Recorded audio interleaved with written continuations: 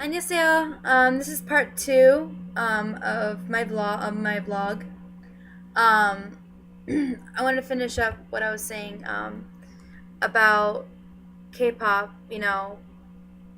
I loved it since 2005, and as I said in part one of my video, I love it. I love K-pop so much because I've met so many different people. I have friends like so many different countries, states.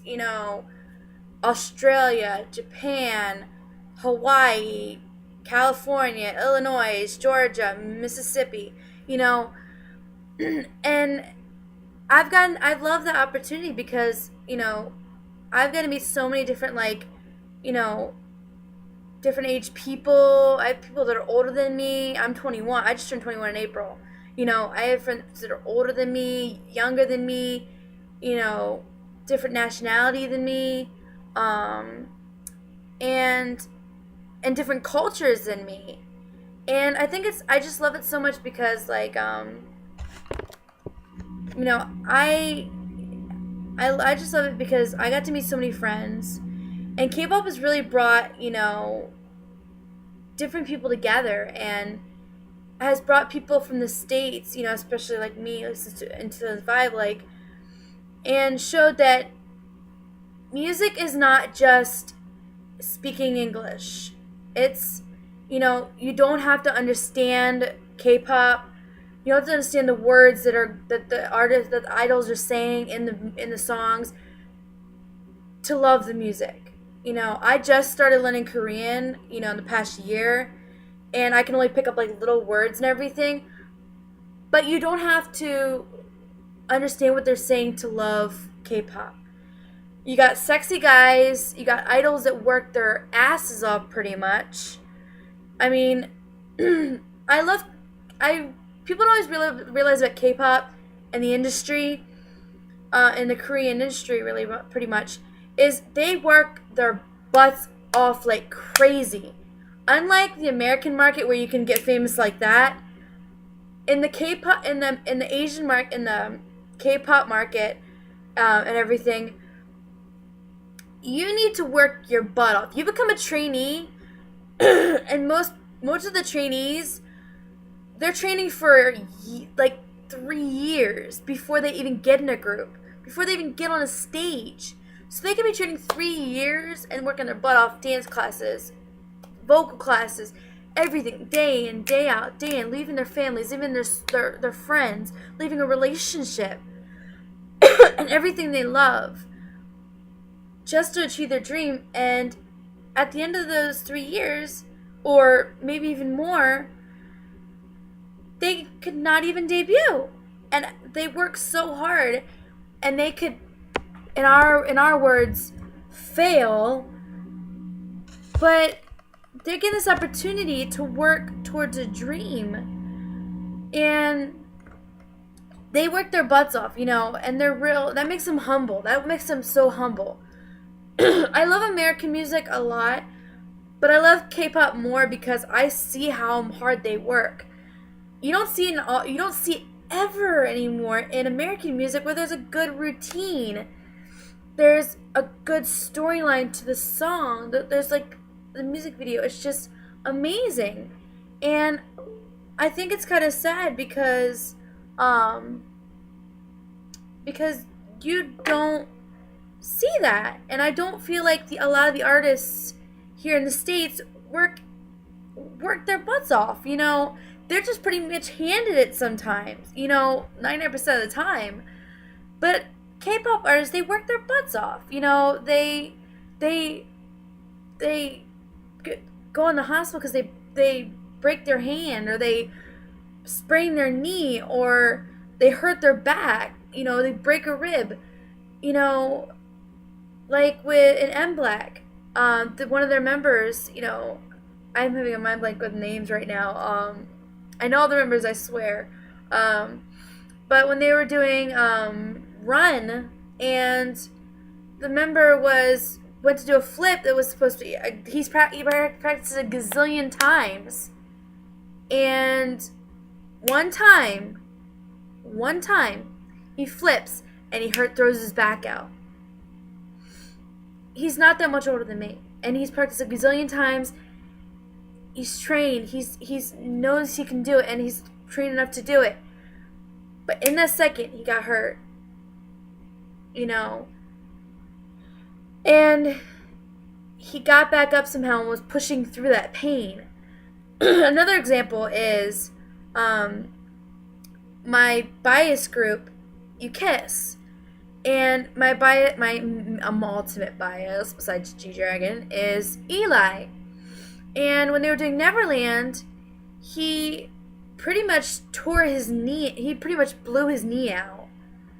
And for for Idol and for a dancer, that's horrible. Like, that's just a thing that it's like me not being able to sing. It's horrible, I mean, it's scary because you don't know if you're going to be able to dance again. So what Eli was doing is he was performing. He wasn't performing, but he was taking shots of the pain stuff. I don't know what the strong pain stuff that I can't remember what it was. But it's kind of like Novocaine stuff, but it numbs it for a little bit. But he would get shots in the knee before the performance because they're so dedicated to what they're doing, and they're to achieving their dream and making the fans happy, that he was fighting through that pain.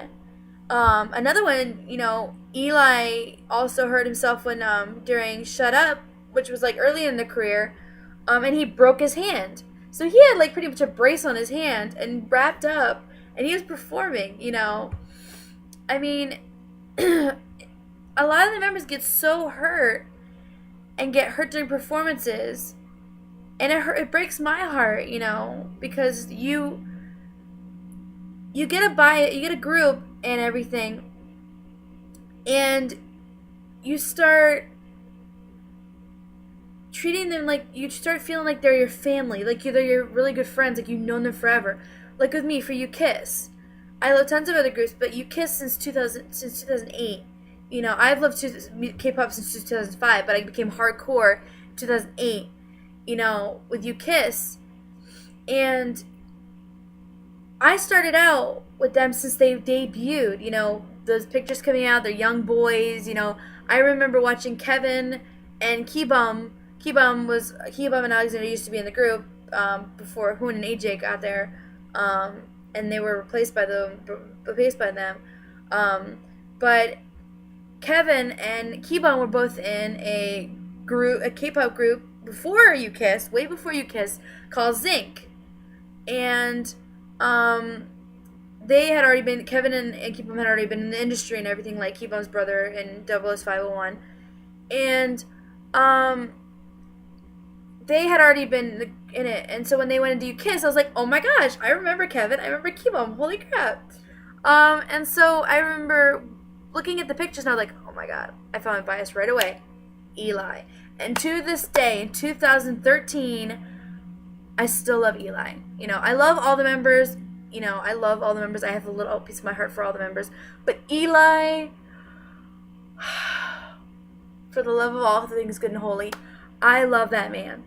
I love that man. That man is my biased of all time, besides GD.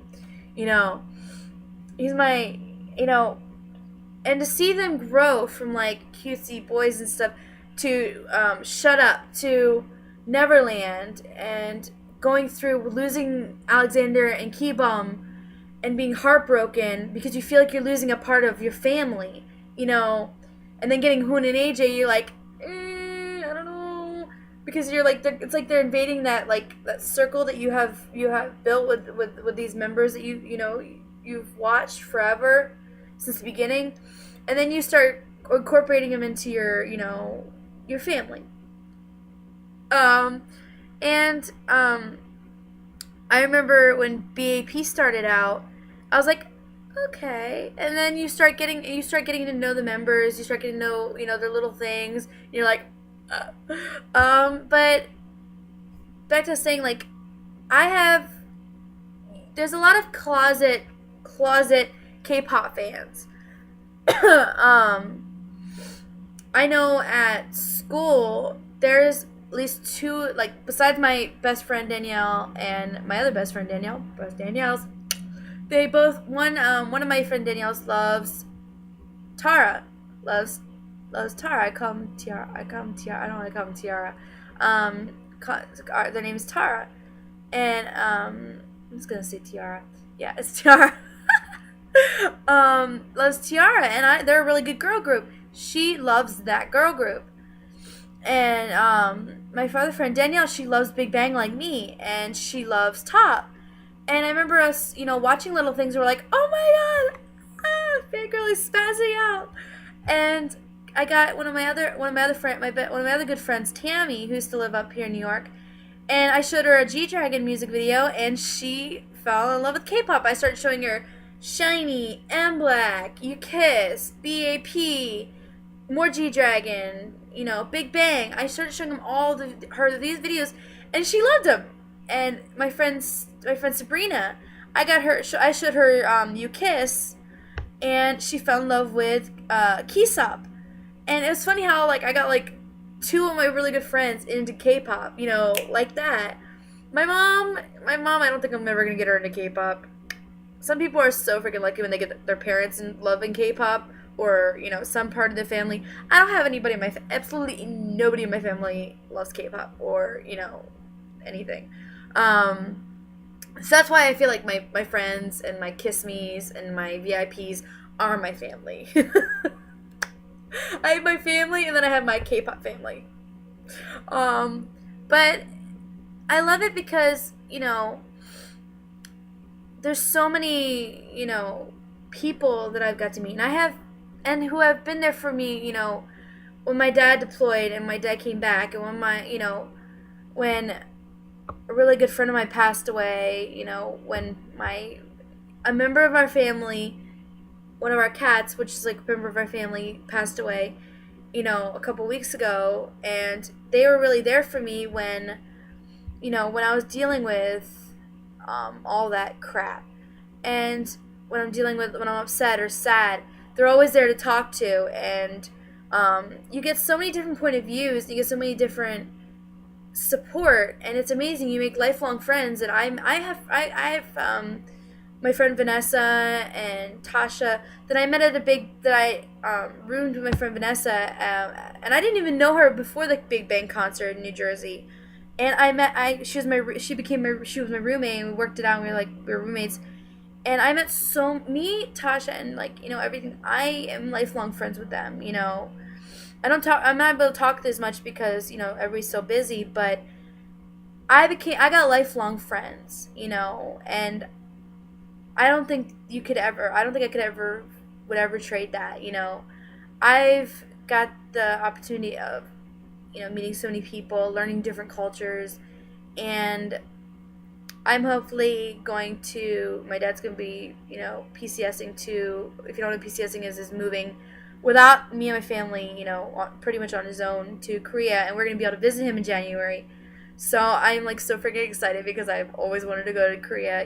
That's South Korea is my dream, and to get the opportunity is going to be so amazing. And but yeah, this is part 2 of the vlog. I've never done part 1 and 2 before, but I really feel like I've never expressed how much K-pop has influenced my life since 2005.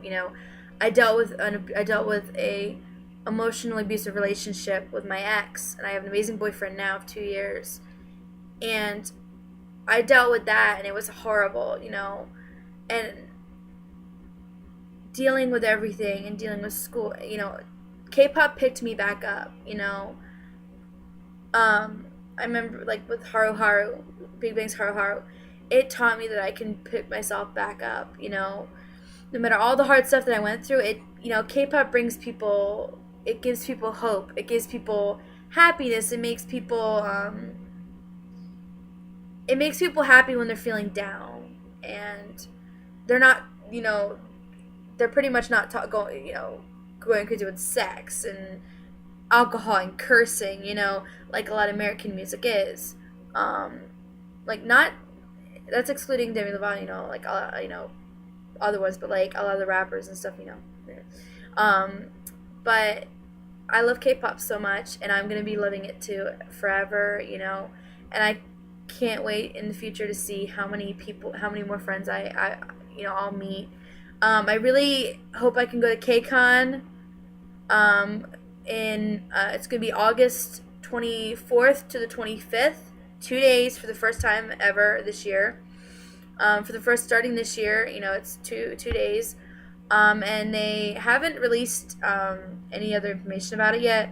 But I really hope to go this year. It's in California, and I've never been to California before. I'll be flying by myself. I'm sorry for this long part too. Just really wanted to express how much I love K-pop, and I've never actually done. Hadn't done it, and I really wanted to do it.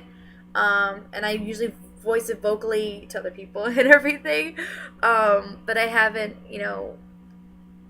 put it out there so other people could see it. But that's everything. And give good comments for this. I should go to bed. I'm like really tired right now. So like the bags under my eyes because I'm so freaking tired. But I just wanted to let you guys know my love for how much I love K-pop. All that stuff, and how much it's influenced my life. How many it's like influenced meeting new people and everything. And thumbs up, subscribe. You can let's see, the subscribe thing is down there. But if you want to bring anybody else into K-pop, get them familiar with K-pop, go check out my playlist and go to my K-pop music videos, and I update it all the time whenever new music videos come out, or I see a new music video, or people recommend music videos. I put it on there as soon as I do a reaction to it. Go check it out. It's always updated, and that's how I actually how I actually converted to my friends to K-pop, because they could go through it on their own and everything. So let's build up this K-pop universe and let K-pop take over the world.